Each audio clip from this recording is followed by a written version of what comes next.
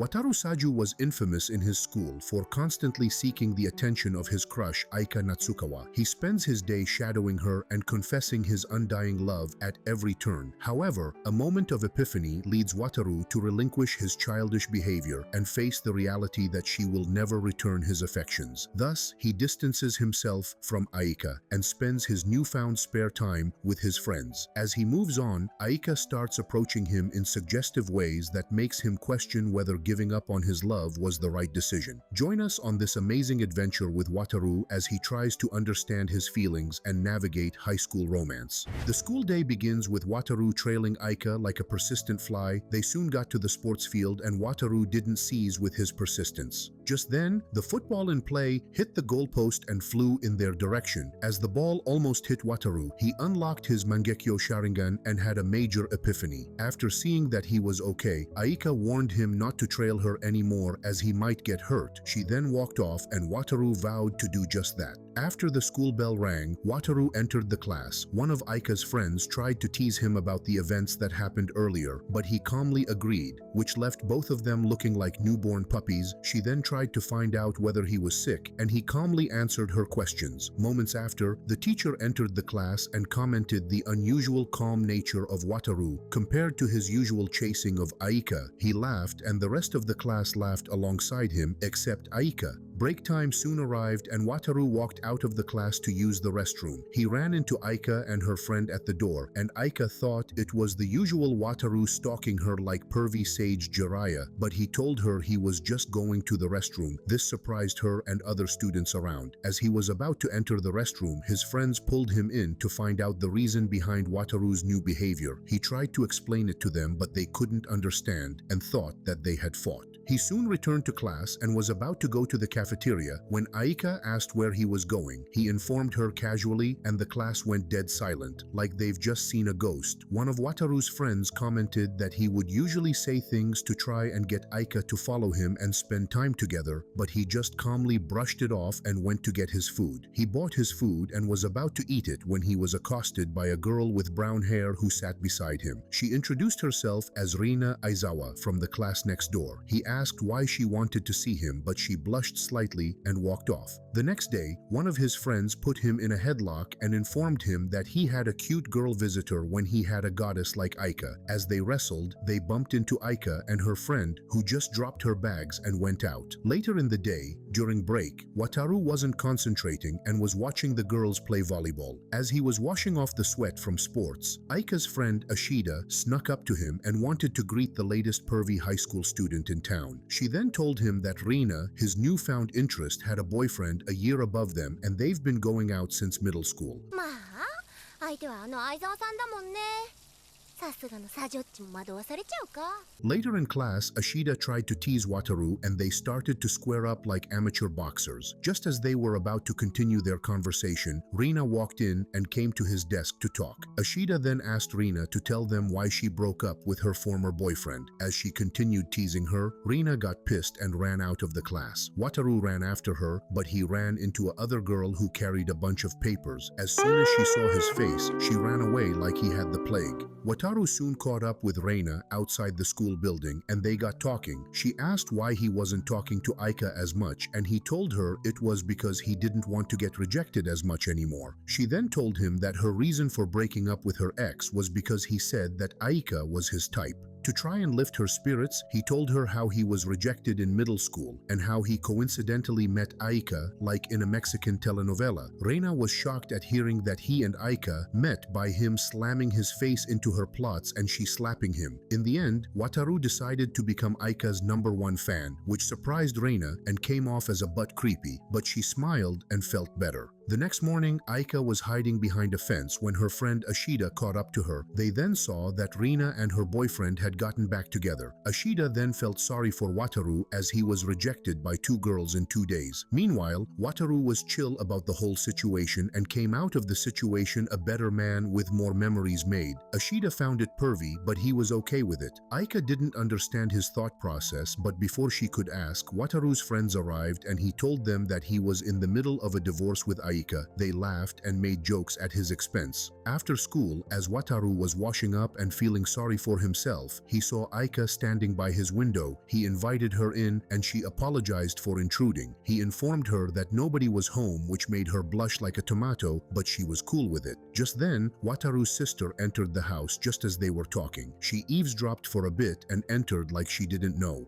The next day, Wataru and Ashida observed Aika from a distance and she told him that he was the main reason why Aika has no female friends except her. They all felt sorry for them while they watched from afar. Wataru made it his purpose to support and promote her. On his way to class, he was accosted by a senior who asked him if he was the one who ran into her younger protege like a freight train. He remembered the girl and promptly apologized, but she smiled and informed him that she was pulling his legs. As he was leaving, she called him back and he told her that he knew who she was. Shinomiya, the chairlady for the school committee for discipline. She was surprised, but it was to be expected. Shinomiya then dragged him into the student guidance room for a discussion. She gave him a bit of backstory about the girl he ran into, but he was distracted looking at her long socks and short skirt. She continued the conversation by telling him the plight of her fellow committee members and asked for advice on what to do to be in a better position to help them. Wataru advised her to use the phrase "don't let it get to you" and a pat on the back. It helps that it is coming from a senpai that they respect and will make them feel much better about their situation. After the conversation, Shinomiya apologized for taking up the whole of his break time. She asked for his name and he gave her a fake one. However, as he was about to leave, his stomach gave a growling sound like he hadn't eaten in days. The next day, Wataru helped his sister carry some posters and materials for the school event that will last all week. He was threatened with a fate worse than death if he dropped it, and he swore not to. On their way to school, she asked him about the girl that came over earlier, and he told her they were just classmates. They got to the junction and she saw Aika walking in the distance. She then decided to carry the materials herself and told Wataru to go have a proper talk with the girl. She then ran forward, leaving the two lovebirds to talk. They walked in silence until they got to school gate, where Ashida ran towards them and told him that the disciplinary chairlady Shinomiya was all pissed and looking for him. They got to the class and Wataru wanted to use the lady's first routine to try and escape, but Shinomiya came outside and told him to meet her in the guidance room at lunch break. She then walked off with Wataru letting out a sigh of relief for escaping a volatile scenario. However, his friend put him in another wrestler's submission headlock for stealing his identity and impersonating him for the ladies, but Wataru smooth-talked his way out of the situation. Later, Ashida accosted him with another headlock and asked why he had to lie, as that was their chance to curry some favor from the chairlady. Break time soon came and Wataru found himself facing the chairlady and her assistant. He brought snacks as a peace offering and her assistant was too shy to collect them and ran out of the room like Cinderella at midnight. After they ate, she asked him why he lied about his name and he explained that having his name in the mind of the disciplinary chairlady would be troublesome for him, so he decided to deflect the troubles on his friend who liked the attention.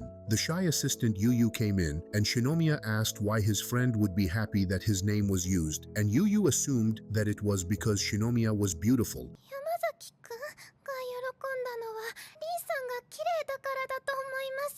こら！ This made her blush, but she got hold of herself and warned Wataru never to go down the path of identity theft again. He apologized and was about to make his great escape, but Shinomiya stopped him and told him that they've not discussed the main reason why he was here. Wataru was surprised and asked why he was here. Yuyu, the shy assistant, then spoke up and apologized for trampling on his kindness the other day when he ran into her carrying heavy things. Yuyu then told him that she was using this apology as a way to help her with her insecurity with men. Wataru was surprised, but he accepted the apology and left the guidance room. On his way to his class, he was stopped by Ashida, who was hiding in a corner. She then took him to their class where Aika was surrounded by girls and they were admiring shiny and girly things. Wataru was pleased and had a fatherly look on his face. He decided not to join them and looked on as Ashida went to join them. Just then, he got a text message from his sister Kaide to meet her in the student council room after school, and immediately got a bad feeling in his guts. He honored the invitation and she asked for his help in preparing for the school visit tour in the summer break. He tried to wiggle his way around it, but she had some incriminating evidence on him which left him with no choice. He then began his assistant job helping the student council create PowerPoint slides and print documents. Meanwhile,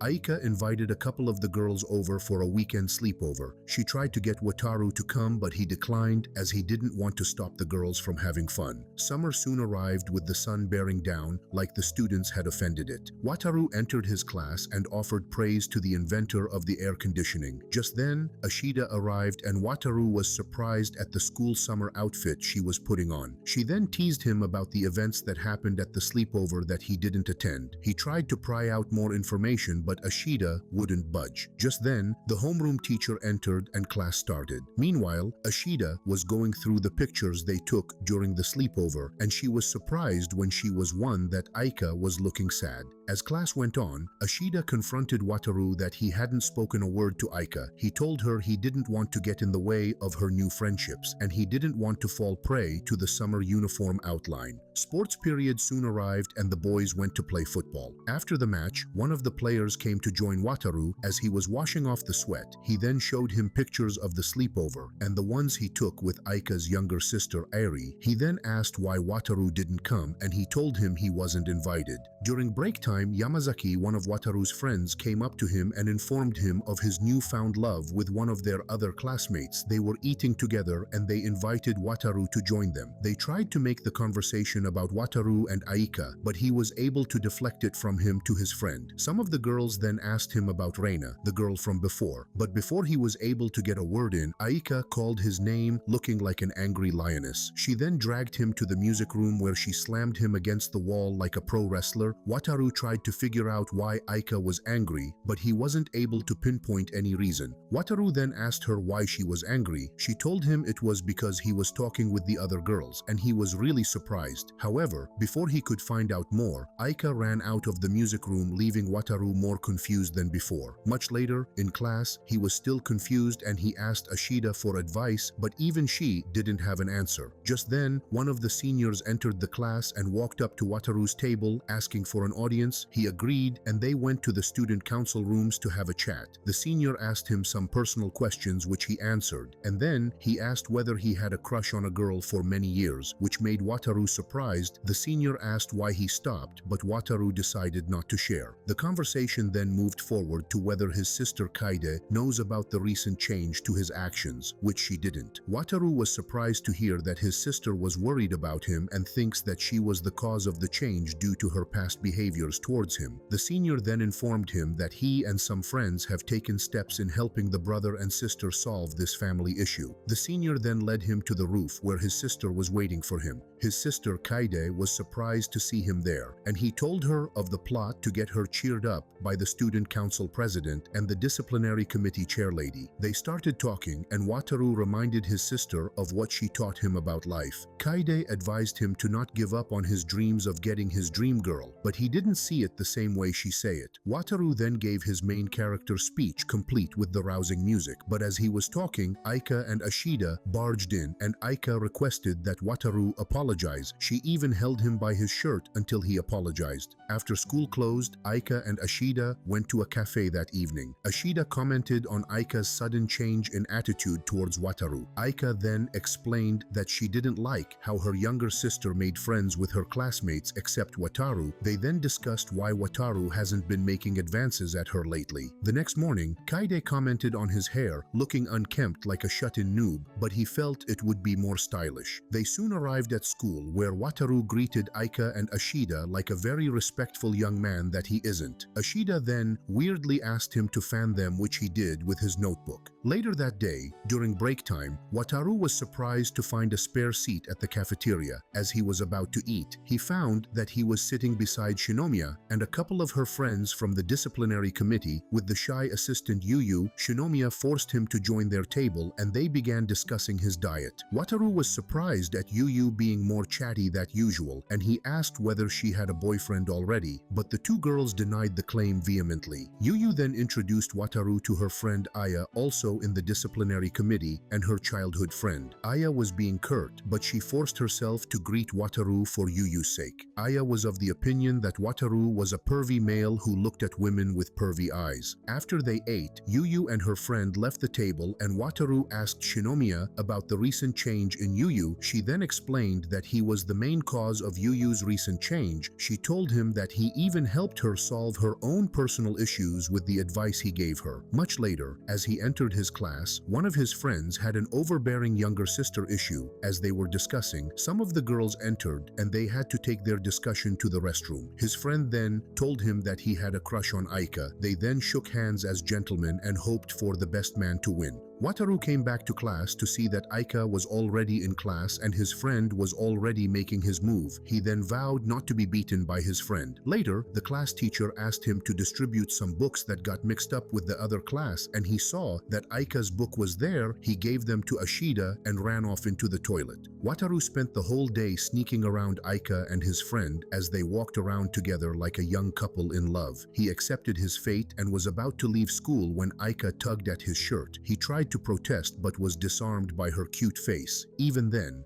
Aika feigned ignorance. He asked why she wasn't going home with her friends and offered to escort her home. She agreed, but she wanted to give him something. She asked where he always went during break and why he didn't eat with the rest of his classmates. She then asked whether he would continue eating with her and her new friends. He was able to wiggle his way out of the situation, and they began going home. It soon became time for summer break, and the students were discussing what to do during the break. Some of the girls wanted to redo the sleepover at Aika's place with some of the boys. One of them wondered whether Aika would invite Wataru, but another girl wondered whether something had happened that made him suddenly go cold on her. Meanwhile, on his way back to class, Wataru saw three girls by the door, whispering about Aika. He asked them why, and the blonde one screamed like a sheep about to be sheared for its wool. She quickly regained her composure and tried to be haughty, but Wataru continued to mimic her until they left. The next morning, it was raining and Wataru and Aika ran into each other with their umbrellas. Wataru continued his nonchalant attitude while Aika ran to catch up with him. Just then, Truck-kun, the main character of every isekai anime, came rolling down the street and Wataru rushed to protect her. Thankfully, the driver wasn't asleep and just splashed water to the side of the road, which Wataru blocked with his umbrella. Aika looked on in surprise as Wataru was covered in water. When they arrived school, Wataru was cold and wet and had a sneeze and a runny nose. Ashida tried to tease him, but he wasn't in the mood. Just then, Aika came to give him a small towel to dry himself off with. His friend offered his own, but it was reeking with sweat and manly vigor. As he was drying himself off, Wataru suddenly passed out on his desk and his classmates were worried. Class went on as usual and Wataru woke up during the history class in the third period. He tried to get up but had a really bad headache. The history teacher thought he was sulking, but he asked to go to the infirmary. As he got up, he passed out again as he was about to open the door and got the students worried again. They took him to the infirmary where he was still asleep. Aika and Ashida came to check up on him, but they couldn't stay long because of classes. The nurse assured them that he'll be okay and they left. Soon after, he woke up and the nurse told him how he ended up here and his really high temperature, which could still go up. She gave him a bottle of water and ordered him to rest. Meanwhile, Aika couldn't concentrate and her mind was filled with thoughts of Wataru. Moments after, Shinomiya came looking for Wataru and Ashida told her all that happened. Shinomiya then told her that Kaede would be informed and they will go see him together. After class, Ashida and Aika were on their way to see Wataru and Ashida wanted to peek into his school bag to see what he carried, but Aika decided not to. They arrived at the infirmary to see Wataru awake staring into the distance like a young philosopher. He then apologized for causing them to worry. They soon left and Ashida was swooning over sick Wataru as he acted all cool. They met Kaede and Shinomiya on their way back and they tagged along. The two girls acted like typical big sisters while Aika just watched like she was in the cinema. The next day, the homeroom teacher was surprised that Wataru wasn't in class. After school, Aika and Ashida went to pay him a visit after he had played a prank on them with the class group chat, hinting that he was not alive. Meanwhile, Ashida teased Aika about knowing where Wataru's house was, and she turned the color of a ripe strawberry. They brought him a get-well-soon present and let themselves out, leaving Wataru speechless. The next day, just as Aika was about to enter the class, she was accosted by the blonde girl from earlier, who introduced herself as Claudine Marika Shinonome. She then offered Aika the privilege of supporting her as she was the main character in her own little world. Aika was stunned to silence and didn't know what to say. Claudine then asked for her support to be the next student council president, but Aika wondered whether a first year can become the student council president. One of Claudine's lackeys, who had memorized the student handbook, then cleared up the misconception. Wataru then told her that it was a bad idea to use Aika as a poster girl for her campaign and explained the reason being that Aika was way cuter than Claudine. This got her a bit angry and got the attention of the students eavesdropping. Meanwhile, Aika was stunned to silence again and had to close her eyes to recite the Buddhist chant to calm herself down. The last class ended and the students of class 1C prepared to go home. Ashida was still teasing Wataru about his inability to understand mathematics, but he instead went to the cafeteria without replying her. Wataru got his lunch, and as he was looking for a spot to eat, Yuyu, the shy assistant, waved at him to join their table. She was with Shinomiya and Aya. He agreed and they all sat down to eat. Yuyu asked him if he was all better from his cold, which he answered affirmative. Shinomiya then told him the real reason they called him over to their table. She asked if he would join the disciplinary committee. Wataru was shocked and said that he does not think he was right for the post. Shinomiya then told him about her inability to recruit one male student from the first and second years, and they only have one male student on the disciplinary committee. She offered him a position on the committee and give him time to think about it. Just then, Yuyu grabbed his hand out of the blues and wished him the best of luck in his decision-making. This came as a shock to the two other ladies on the table, and seeing that Wataru quickly removed his hand from hers. This only served to anger the girls more, and he then covered her hands with his, further infuriating the girls. Seeing their fury, Wataru backed away quickly, while the girls walked towards him like sentient titans and put him in a double headlock like a tag team finishing move. After the whole ordeal, Wataru ran into Aika, who commented on his ruffled hair, bringing back the painful memories from before. However, she helped him arrange his hair and other students watched them as they passed. After she finished, she realized what she did and blushed furiously, while Wataru tried to pay her for her hairdressing services. Later that day, they had a general assembly where some student council officials warned them about the dangers of drowning while swimming. After that, Shinomiya announced the school visit tour slated for the first week in August and advised them to always be shining examples of the institution. After the assembly, the teacher asked for volunteers for the school visit tour, but nobody was interested. She then took a different approach and narrowed down the list of qualified people, much like a major interview. The available students were reduced to 4 boys and 4 girls, and the teacher decided to choose the students with a game of rock, paper, scissors like gentlemen of old. Aika and another male student lost and were designated volunteers. However, Sasaki, the football prodigy also fighting for Aika's affection, decided to use the opportunity to be in close proximity to her, and he switched with the student that lost. This didn't sit well with Wataru, but he let it slide like a gentleman. Ashida tried to tease him, but he decided to not rise towards the bait, making her call him a loser. After school, Aika and Ashida compared schedules to see how they will hang out during the summer break. They ordered a large parfait to celebrate the beginning of summer break and made small talk about boys while they ate. Meanwhile, Wataru started his summer job at the bookstore sorting books and being a good salesboy to the elderly man who owns the store. While he was sweeping the surrounding, he heard some boys bullying a smaller boy who looked like he was in middle school. Wataru played it cool and saved the boy. While the bullies walked away, he asked for the boy's name and was surprised to find that he was Sasaki's younger brother. Just then, the boy's older sister ran towards them calling her brother's name. She thanked Wataru for saving her brother, but he wasn't even listening. Romantic music and slow motions were playing in his head as he properly saw the lady. He played it cool and didn't reveal his emotions while he talked with both of them. After he closed from work, he got home and was greeted by the sight of his elder sister looking like a shut-in gamer, complete with the swollen eyes and dirty clothes. He asked her about preparations for the upcoming school visit tour, which she said was almost complete. Kaide then told him that she heard about his invitation to the disciplinary committee and asked what type of relationship was between him and Shinomiya, to which he replied it was more of a brother-sister relationship. She then urged him to join the committee, but he declined. She then offered him a post on the student council, to which he spat out his coffee like a rom-com movie. A few days passed and the elder sister of the boy he saved the other day visited the store. She appreciated him for his efforts the other day, and they soon got talking about their schools. Wataru tried some of his flirting skills and it looked like it was working as she was blushing. Before they could continue talking, a customer came in. She later bought a book and gave him a gift for his efforts the other day. She also asked if she could visit some other time, to which he readily agreed.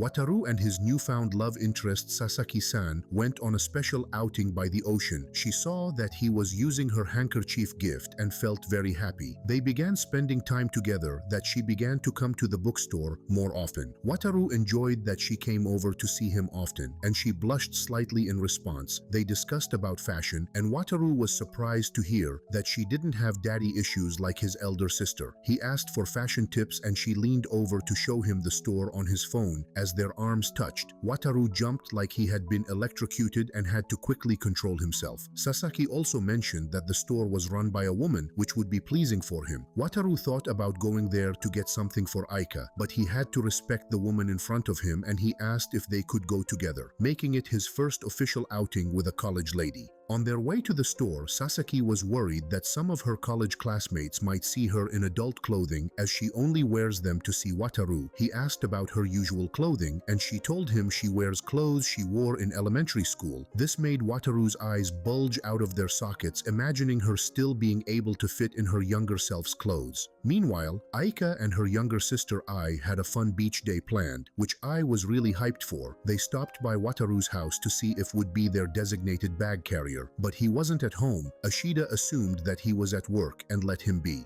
On their special outing, Wataru and Sasaki stopped by the Mishirohama beach that was filled with happy beachgoers and they admired the white sand and the blue ocean. Wataru was still trying to see what would entice a young college lady. She teased him about looking at bikini-clad ladies, but he quickly backpedaled and thought of something else. He asked if she comes to the beach often and she said she hasn't been there in a year. They decided to leave for the tour and Sasaki instinctively held his arm and rested her plots on his upper arm, causing his blood pressure to rise. She quickly apologized and they left. As they moved, Sasaki lost her balance and Wataru had to watch her plots moving in every direction and he quickly stopped the pervy thoughts running around in his head. They soon arrived at the store and Wataru was surprised to see that he was the only guy in the store. The storekeeper greeted them and asked if she came with her new boyfriend, but she blushed furiously and Wataru had to respond for her. They soon began looking at the handmade bracelets and necklaces and Wataru asked many intriguing questions about the materials used to make them. He liked a shell from New Zealand and Sasaki asked if they could make something together. Sasaki had her idea, but Wataru didn't as he wanted to gift it to Aika and was lost in thought.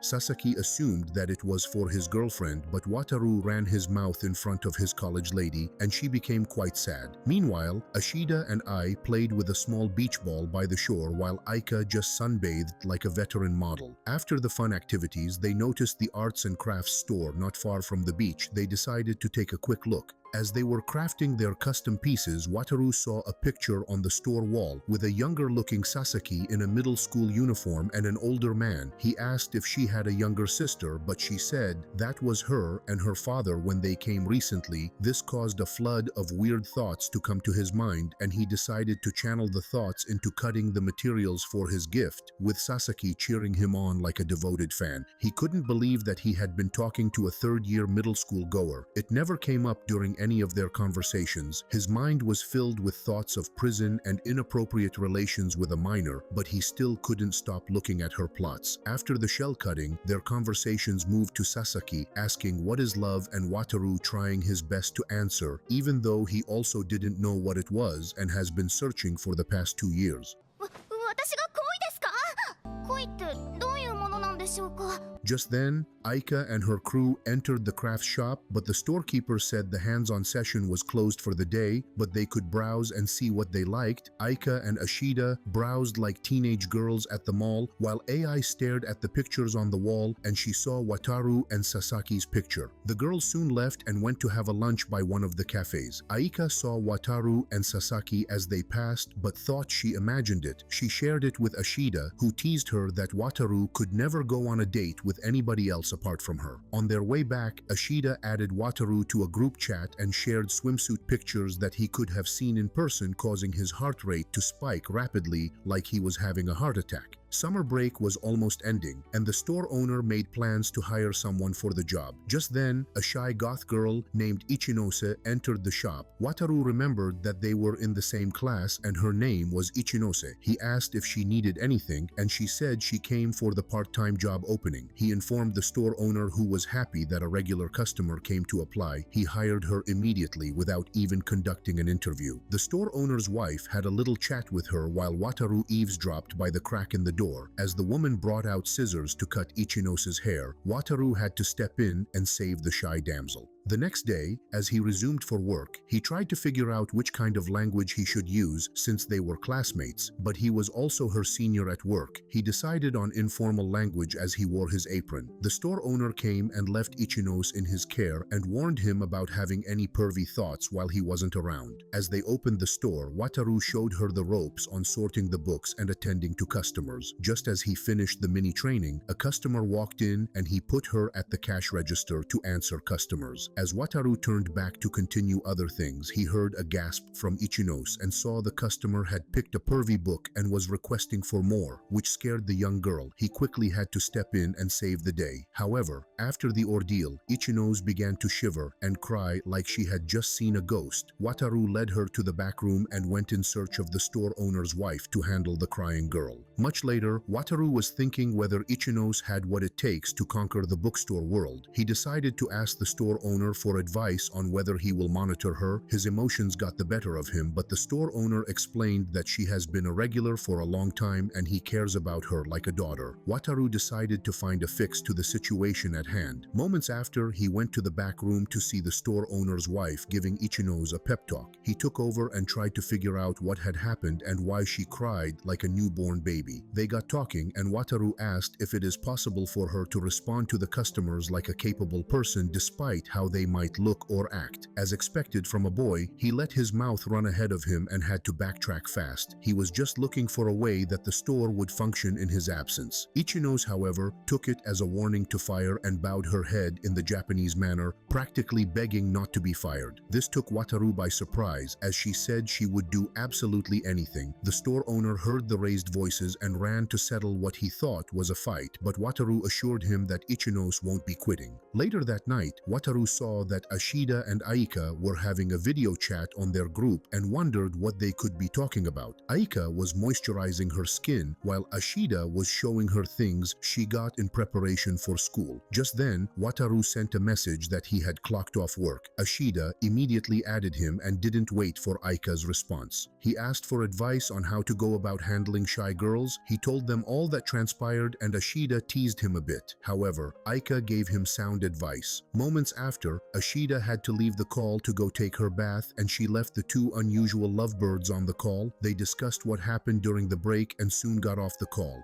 The next day, as he arrived, he met Ichinose already at the store and they did some inventory together before the store opened. He noticed that her response was much better than yesterday's own and almost gave her a pat on the head like a little kid. The store opened and a customer entered to purchase a book. Ichinose took the initiative and answered the customer, much to Wataru's surprise. After the customer left, Wataru complimented her upbeat attitude and if Ichinose had a tail, she would have been wagging it. Break time came and the two workers got talking. Ichinose told him that her elder brother was in the disciplinary committee and she had always looked up to him. She decided to get the job to be independent when she found her brother rubbing lips with another girl. This random revelation was too much for Wataru to handle and he almost short-circuited his brain thinking about how Ichinose might be feeling since she couldn't hang out with her elder brother as much now that he has a girlfriend. Instead, he wished her good luck on the job and they continued doing their best. Ichinose Ichinose was more active and approachable, while Wataru noted the newfound interest in the job. Just then, Sasaki, the big plotted middle school girl, entered and Wataru introduced the two of them. Ichinose was surprised to see such well-developed features on a middle school girl. He let Sasaki know that Ichinose was an avid reader, and she immediately latched onto her like a kitten and kept bombarding her with book-related questions. Wataru left the two bookworms to keep discussing while he handled the bookstore. However, he was worried that since there are no customers, Ichinose might not build the skills she needed to relate with customers well. This made him come up with the idea of role-playing simulation exercise, not the one you're thinking of. Sasaki was elated to be the judge while Wataru acted the role of the customer for the first round. Ichinose handled the situation well that the store owner complimented her on doing a good job. Next was Sasaki's turn at acting the customer, but Ichinose was looking at her wiggly plots and was jealous. The simulation went well for the second round and Sasaki acted the part of the eccentric customer.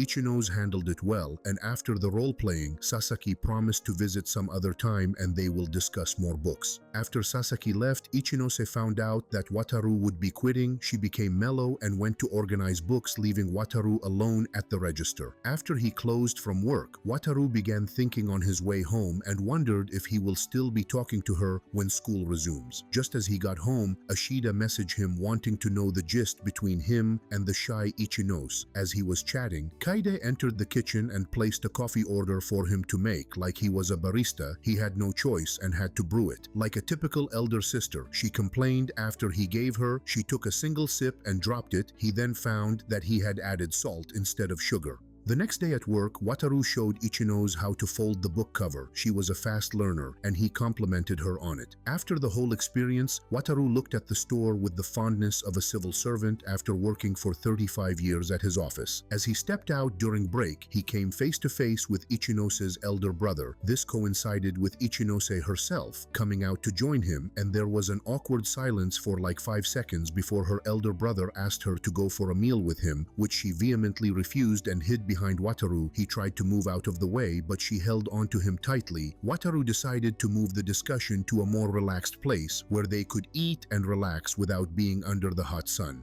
After they got settled, her elder brother tried to get her to listen to him, and he apologized for neglecting her when he started dating his girlfriend Yuri. Just then, the girlfriend came and it became a weird situation for Wataru. She asked how Ichinose was faring and apologized for taking her brother from him with her feminine wiles. Wataru had to step in and explain the real reason why Ichinose made the decision she did, so that she can step out of her brother's shadow and live as she wanted. They were pleased with the answer and left them alone. After the two lovebirds left, Wataru gave Ichinose a main character monologue about finding yourself and being right or wrong, and growing up, she began crying after, and he thought he had said something to offend her. School resumed the next day, and Wataru's rival, the football prodigy, was still trying to win over Aika with his charm. The summer heat was in full swing, and Wataru was at risk of heat exhaustion, so he was spraying water from the hose to the surroundings to lower the ambient temperature. Just then, Sasaki called out to him, running in his direction looking like a Japanese model just coming off a shoot. Just as she arrived, Ichinose came outside and Wataru was confused at the glaring disparity between their bodily features. Sasaki brought a couple of books for Ichinose to read and they discussed it while Wataru arranged books at the other side. Thank you for embarking on this amazing journey with Wataru and Aika and their friends. I hope you enjoyed yourself. To find more interesting stories like this, visit our YouTube channel. Don't forget to like, subscribe, and turn on the notification bell so that you won't miss another video.